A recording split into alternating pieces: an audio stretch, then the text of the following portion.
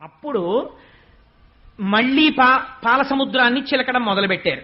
చిలకడం మొదలుపెట్టగానే అందులోంచి ఒక తెల్లటి గుర్రం ఒకటి బయటికి వచ్చింది. దాన్ని ఉచ్చైశ్రవము అంటారు. ఈ ఉచ్చైశ్రవాన్ని చూడగానే ఇంద్రుడికి కించిత్ మమకారం పుట్టింది. గుర్రం చాలా బాగుంది అనుకున్నాడు. శ్రీమన్నారాయణుడు వెంటనే చూసి అన్నాడు, ఊరుకున్నాడు. చూశాడు కదా ఆయన చెప్పిన మాట వినాలని. బలిచక్రవర్తి అడిగాడు. దీనికి వెనకాతల రహస్యం ఏమిటో నేను చిట్ట చెప్తాను. ఆ 10 మాటలు చెప్తున్నాను ఇవాళ మీకు అనుమానం రాకుండా. ఆ ఉచ్చైశ్రవాన్ని బలిచక్రవర్తి అడిగాడు. రాక్షసులకి రాజు, నాకు కావాలని, నీకు ఇవ్వాలని నేను చూస్తున్నాను అనుకుని తీసుకోన్నాడు స్వామి. అది సచ్చంద్ర పాండురంబై ఉచ్చైశ్రవమనగ దురగ మొగిజనీయించన్ పుచ్చుకునియ బలిదైచుండిచ్చకొనండయ్య ఇంద్రుడీశ్వర శిక్షన్. ఈశ్వరుడు వద్దన్నాడు కాబట్టి ఇంద్రుడు అడగలేదు. ఉచ్చైశ్రవాన్ని పుచ్చుకోకూడదు. ఎందుకు పుచ్చుకోకూడదు? ఈశ్వరుడు వద్దన్నాడు. ఒక కథ ఉంది, అది పుచ్చుకోకండి. ఆనాడు వాళ్ళకి కాదు, దేవతలుగా ఉండాలనుకున్న వాళ్ళందరూ ఆ గుర్రాన్ని పుచ్చుకోకూడదు. కామధేనువుని పుచ్చుకో, హవిస్సులకి వాడుకో. ఏమిటి రహస్యాలు తర్వాత చెప్తాను. అందుకని అంటే చివరి వరకు చాలా వస్తాయండి. ఒక్కొక్కటి చెప్తూ కూర్చుంటే పంచమి నాడు లక్ష్మీదేవిని తీసుకురావాలి. అది నా ప్రార్థన. మా తల్లి ఒక్కసారి కనపడాలి ఇవాళ. పంచమి శుక్రవారంతో కలిసి ఉంది ఇవాళ. ఇది విని లక్ష్మీదేవి రాగానే ఇంద్రుడికి దరిద్రం తొలగిపోయింది. దుర్వాస శాపం వల్ల వచ్చినటువంటి శాపం ఇక్కడ చెప్పలేదు భాగవతంలో. దేవీ భాగవతంలో చెప్పారు. ఒక గొప్ప స్తోత్రం ఉంది లక్ష్మీదేవిని ఉద్దేశించి. ఆ స్తోత్రం ఎవరు చెప్తారో వాళ్ళకి దరిద్రం తొలగుతుంది. కొన్ని కోట్ల జన్మలు అనుభవించవలసిన దరిద్రం నశిస్తుంది. ఆ స్తోత్రం ఇవాళ మనందరం కలిసి చెయ్యాలని నా తాపత్రయం. అందుకని ఆఖరణ చెప్తానంటున్నాను. ఈ తత్వం అంతా కలిపి ఒక్కసారి. ఆ తరువాత మళ్లీ చిలకడం మొదలుపెట్టారు. ఎల్ల ఋతువులందు ఎలవారి పరువమై ఇంద్రువిరుల తోటకేపు తెచ్చి కోరువచ్చు వారి కోర్కెలు ఈడెడు వేల్పుమ్రాను పాల వెళ్లి పుట్టే. ఒక బ్రహ్మాండమైనటువంటి కల్పవృక్షం ఒకటి వచ్చింది పాల సముద్రం నుంచి. దానికి ఆ కల్పవృక్షానికి పువ్వులు పూసున్నాయి. ఆ పువ్వులు ఎవరు పెట్టుకుంటారో వాళ్ళకి 5వ తనం తరగదు. దాని మించి వచ్చేటటువంటి గాలి ఎవరు పీలుస్తారో వాళ్ళ ఆరోగ్యం పాడవదు. ఎవరు కల్పవృక్షం దగ్గరికి వెళ్ళి ప్రార్థనలు చేస్తారో వాళ్ళకి ఫలాల రూపంలో కోరికలు తీర్చేస్తుంది. ఇప్పుడు ఈ కల్పవృక్షాన్ని ముందు ఎవరికి ఇచ్చారో తెలుసా అండి? ఇంద్రుడికి ఇచ్చారు. ఎందుకని? ఏమడుగుతాడు ఆ కల్పవృక్షాన్ని చూసి? పోయిన లక్ష్మీ వైభవం కావాలంటాడు. వెనకాల ఏమొచ్చేయాలి? ఇప్పుడు లక్ష్మీదేవి వచ్చేయాలి. కానీ ఈ వచ్చేటటువంటి ఈ కల్పవృక్షానికి లక్ష్మీదేవికి మధ్యలో ఒకటి వస్తుంది. అది ఎంత చిత్రంగా వస్తుందో మీరు చూద్దురు గాని. ఆ కల్పవృక్షాన్ని దేవేంద్రుడికి ఇచ్చారు. ఆయన తీసుకున్నారు. తరువాత క్రొక్కారు మెరుగుమేనుల క్రిక్కిరిసిన చన్ను గవలు గ్రిక్కిన నడుముల్ పిక్కటిలి ఉన్నతు రుములు చక్కని చూపులును దివిజ సతులకు ఒప్పెన్. పెద్ద కేశపాశాలు, అపారమైనటువంటి సౌందర్యమూర్తులు, అంతటి అందంతో అప్సరసలు పుట్టారు ఆ పాలసముద్రంలోంచి. ఆ అప్సరసలు దేవకాంతలై దేవనర్తకీమణులై ఉండిపోయారు. అలాగా సరే, వాళ్ళు అలా ఉన్నారు. ఉన్న తర్వాత పాల సముద్రాన్ని ఇంకా చిలకడం మొదలుపెట్టారు. ఇప్పుడు ఇంద్రుడి దరిద్రం తీరాలి. ఇంద్రుడి దరిద్రం కాదు, లక్ష్మీదేవి యొక్క ఆవిర్భావం జరగబోతోంది. అమ్మవారు క్షీరసాగర మదనంలో పుట్టినప్పుడు ఒక గమ్మత్తు చేసింది. శుక్రవారం పంచమి నాడు పుట్టింది. ఇప్పటికీ పద్మావతి అమ్మవారు కూడా శుక్రవారం పంచమి. అందుకే అమ్మవారికి ఈ మాసాలలోనే ఫిబ్రవరి మార్చిల్లోనే పాల్గొన మాసంలో ఒక గమ్మత్తు చేస్తారు. పద్మావతి తిరుచానూరులో ఏమిటో తెలుసా అండి? సుమంగళి పూజ అని ఒక పూజ ఉంది. పసుపు కుంకాలున్న ఆడవాళ్ళందరూ ఆ రోజున పసుపు తాళ్ళు, నల్లపూసలు, గాజులు, పువ్వులు, పసుపు, కుంకం పట్టుకెళ్ళి అమ్మవారికి ఇస్తారు. 5వ తనం ఉన్న ఆడవాళ్ళందరికీ దానికి ట్రస్ట్లు ఉన్నాయి. పెద్ద పెద్ద కళ్యాణ మంటపాల్లో భోజనం పెడతారు.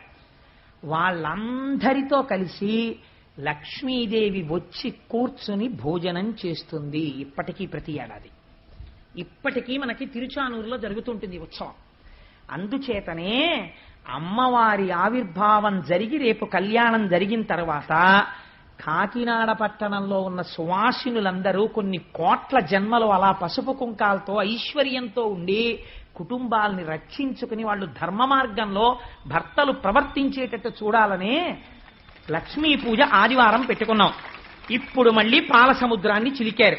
తొలుకారు మెరుగుకై వడ్డి తల్లతల్లమని నేను మెర్రయ్య ధగధగమనుచున్ కలుముల నీడెడు చూపుల చెలువంబుల మొదలి టెంకి సిరి పుట్టెన్రుపా. అపాసటి కాంతితో తెల్లటి వస్త్రాలు కట్టుకుని పద్మాననే పద్మభూరు పద్మాక్షి పద్మ సంభవే అని ఆ పాల సముద్రంలోంచి నల్లని కన్నులతో సొగసైన చూపులు ఇలా మాతృవాత్సల్యంతో అందరి వంక చూస్తూ లక్ష్మీదేవి పాల సముద్రంలోంచి ఆవిర్భవించింది. అమ్మవారి చూపులు ఎంత దిశల వరకు పడ్డాయో అంతవరకు దరిద్రములన్నీ తొలగిపోయి అందరూ ఆనందమును పొందారు. లక్ష్మీదేవి జన్మించింది. ఆనాడు పాలసముద్రం దగ్గర ఉత్సవం జరిగినట్టు జరుగుతోంది. నేను ఇక్కడ నమ్మి ఒక మాట చెప్తున్నాను. ఇవాళ ఈ ఘట్టాన్ని ఎవరు విన్నారో వాళ్ళకి కొన్ని కోట్ల జన్మలు తరమవలసిన దరిద్రం నశించిపోయింది. ఇది పరమ యథార్థం. అందుకని ఆ తల్లి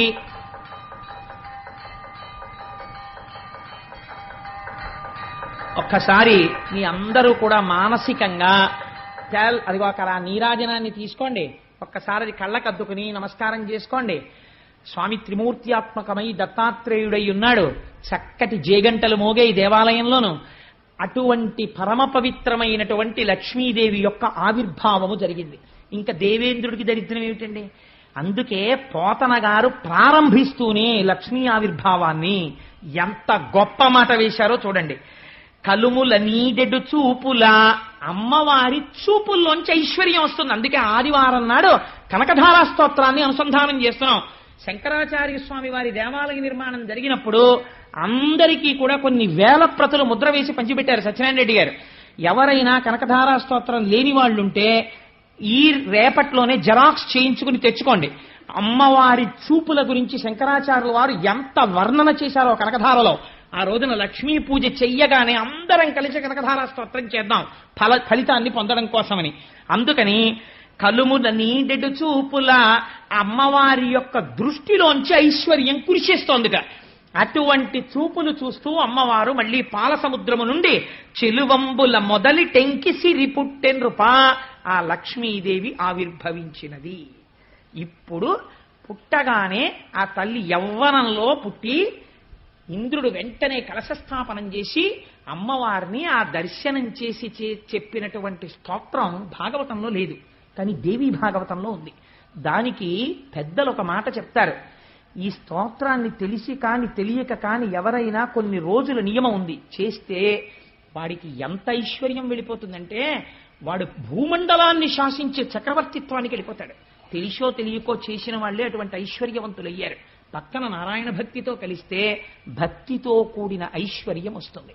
సరే, అందుచేత అటువంటి తల్లి ఆవిర్భావాన్ని ఇవాళ మనం అందరం మనస్సులో దర్శనం చేసి తెల్లటి చీర కట్టుకుని పచ్చటి ముఖంతో బంగారు రంగుతో మెరిసిపోతూ నల్లటి జుత్తుతో కబరీబంధం నిండా చెంగల్వ పూలు, ఆ తర్వాత చక్కటి సంపంగి పూలు, మల్లెపూలు, జాజి పూలు అలంకారం చేసుకుని మెడ నిండా హారాలు వేసుకుని ఇలా చేతితో ఐశ్వర్యాన్ని కురిపిస్తూ వరదముద్ర పట్టి మీ కోరికలు తీరుస్తాను సుమా అని అందరికీ అభయం ఇస్తూ 2 పాదములు ఇలా కలిపి పద్మాసనం వేసుకుని అయ్యో బిడ్డలందరూ నా పాదాలు చూడాలనుకుంటున్నారని మన కోసమని అమ్మవారు తన కుడి పాదాన్ని కిందికి చాపి ఆ పచ్చటి పాదం, ఎర్రటి వేళ్లు, తెల్లటి గోళ్లు, దానికి అలంకారం చేయబడిన పసుపు, చుట్టూ ఉన్న లత్తుక, అమ్మ పాదాల మీద పూజ చేయబడిన పువ్వులు,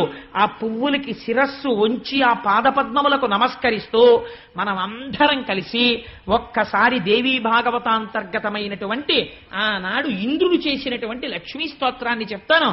అందరూ కూడా పరమ భక్తి శ్రద్ధలతో నమస్కరిస్తూ లక్ష్మీదేవిని ఉద్దేశించి ఆ ప్రార్థనా శ్లోకాన్ని చెప్పండమ్మా. నమః కమలవాసిన్యై నారాయణ్యై నమో నమః కృష్ణప్రియాయై సతతం. నీటిలో ఉండేటటువంటి కప్పలు పాలసముద్రంలోంచి పైకి లేచాయి అన్నారు క్షీరసాగర మథనంలో. ఇందాక చెప్పాను కదా, అందుకని ఇవాళ కప్ప రూపంలో వచ్చి శ్రీమన్నారాయణుడు వేదిక ముందుకొచ్చి మరీ దర్శనమిస్తున్నాడు. చూడండి, క్షీరసాగర మథనం అవగానే నాకైతే ఆయన నోరు ఇలా ఇలా ఇలా ఇలా అనడంలో ఆదికూర్మం ఆ రోజున ఇలాగే కూర్చుంది సుమా అని చెప్పడానికి వచ్చాడా అన్నట్టుగా మహానుభావుడు ఇవాళ నారాయణుడే వచ్చాడు. అమ్మవారి స్తోత్రం చేసేటప్పటికీ ఒరే నేను మీ అందరికీ ప్రత్యక్ష దర్శనం ఇస్తున్నాను, క్యాంప్ చేశాడన్నావు కదా, ఇదిగో మీకు దర్శనం ఇస్తున్నానని కనబడ్డాడు. కానీ ఉపన్యాసం అయిన తర్వాత ఆయన మీద పడిపోయి నమస్కారాలు చేసేయకండి, ఆయనకి ఇబ్బందిగా ఉంటుంది. చల్లని వాడు కదా, మీకు చెప్పాను కదా, ఎన్ని కష్టాలున్నవాడు ఆయన్ని పుట్టుకుంటే చల్లగా ఉంటుందని. కప్ప చల్లగా ఉంటుందండి. కప్ప రూపంలో వచ్చాడు, నీళ్లలో ఉండగలడు, భూమి మీద ఉండగలడు, ఉభయచరంగా వచ్చాడు. నా స్వామి దర్శనంగానే నేను భావించి నమస్కరిస్తూ నమఃకమలవాసిన్యై నారాయణ్యై నమో నమః కృష్ణ ప్రియాయై సతతం మహాలక్ష్మీ నమో నమః పద్మపత్రేక్షణాయై చ పద్మాస్యాయై నమో నమః పద్మాసనాయై పద్మిన్యై వైష్ణవ్యై చ నమో నమః సర్వసంపత్స్వరూపిణ్యై సర్వాధారాయై నమో నమః హరిభక్తి ప్రదాత్రీ చ హర్షదాత్రై నమో నమః కృష్ణవక్షస్థితాయై చ కృష్ణేశాయై నమో నమః చంద్రశోభాస్వరూపాయై రత్నపద్మే చ శోభనే సంపత్వధిష్టాతృదేవ్యై సంపత్వధిష్టాతృదేవ్యై అంటే సంపత్తికి అధిష్టానమైనటువంటి దేవత, ఐశ్వర్యమునివ్వగలిగినది. సంపత్ అధిష్టాతృదేవ్యై మహాదేవ్యై నమో నమః నమో బుద్ధిస్వరూపాయై బుద్ధిదాయ్యై నమో నమః యథా మాతస్తనాంధానాం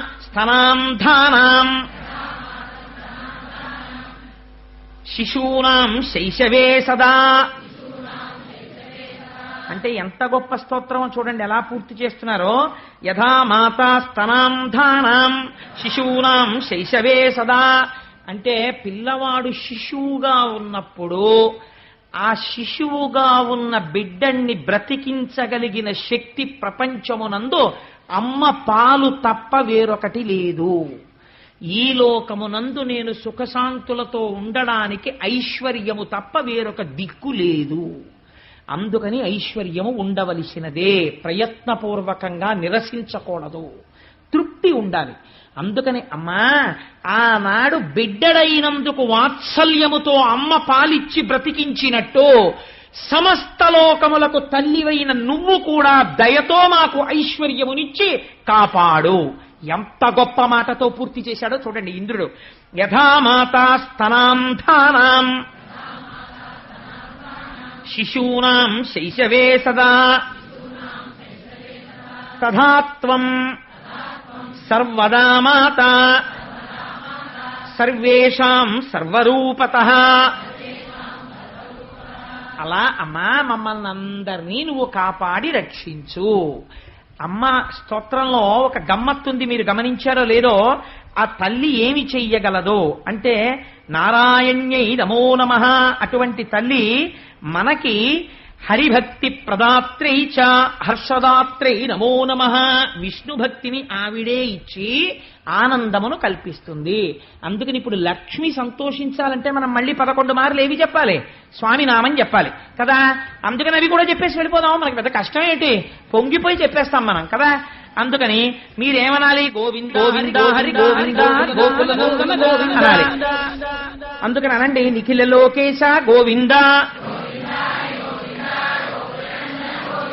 ఇహ పరదాయక గోవింద గోవింద హరి గోవింద గోకులనందన గోవింద పరమదయాళో గోవింద గోవింద హరి గోవింద గోకులనందన గోవింద తిరుమలవాస గోవింద గోవింద హరి గోవింద గోకులనందన గోవింద శ్రీనివాస శ్రీ గోవింద గోవింద హరి గోవింద గోకులనందన గోవింద శ్రీ వెంకటేశ గోవింద గోవింద హరి గోవింద గోకులనందన గోవింద ఆనందరూప గోవింద గోవింద హరి గోవింద గోకులనందన గోవింద కష్ట నివారణ గోవింద గోవింద హరి గోవింద గోకులనందన గోవింద శిష్ట పరిపాలక గోవింద గోవింద హరి గోవింద గోకులనందన గోవింద దురిత నివారణ గోవింద గోవింద హరి గోవింద గోకులనందన గోవింద పాప విమోచన గోవింద గోవింద హరి గోవింద గోకులనందన గోవింద పుండరీకాక్ష గోవింద గోవింద హరి గోవింద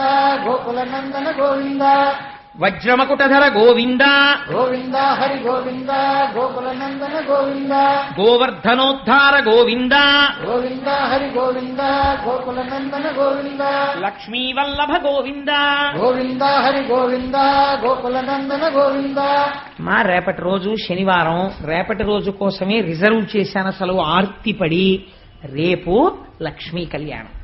అమ్మవారు శ్రీమన్నారాయణుణ్ణి రేపు కళ్యాణం చేసుకుంటుంది. కమనీయమైనటువంటి ఘట్టం. రేపటి రోజున దాన్ని విజ్ఞాపన చేసేటటువంటి అదృష్టాన్ని స్వామి నాకు కటాక్షించుగాక. సర్వం Shri Umamaheshwara పరబ్రహ్మార్పణమస్తు. If you like this video, hit the like button. For more videos, subscribe to our channel. If you have learned anything from this video, comment down below. Subscribe.